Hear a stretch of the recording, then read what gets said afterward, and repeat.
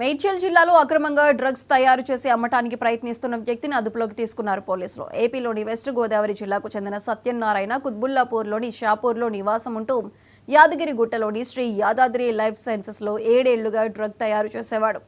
అతని వద్ద నుంచి 1 కేజీ డ్రగ్తో పాటు 2 మొబైల్ ఫోన్లు స్వాధీనం చేసుకున్నామని చెప్పారు.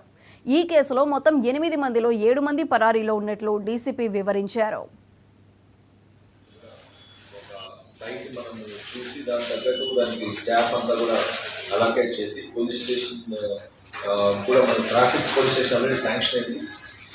దానికి ఒక సైట్ చూసి కన్స్ట్రక్షన్తో టెండర్స్ అని కాల్ పాస్ చేయడం జరుగుతుంది. మిగతా డ్రైవ్ అంతా మనం చూసే నార్మల్గానే ఉంది. బేసికల్గా మనకు HB/day, HB/day property offences, body offences ఇవన్నీ కూడా చాలా వరకు కంట్రోల్ అయ్యాయి.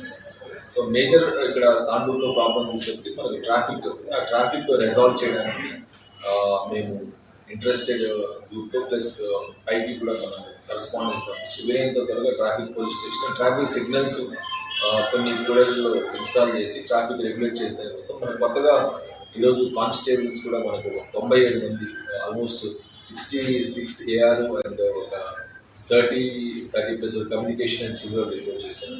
సో ఇంకొద్దిగా స్ట్రెంత్ కూడా మనకు తాండూరు పోలీస్ స్టేషన్ పెరుగుతుంది. సో వాటిని కూడా మనం ఈ ట్రాఫిక్ కంట్రోల్ అనేది కూడా వినియోగించాం.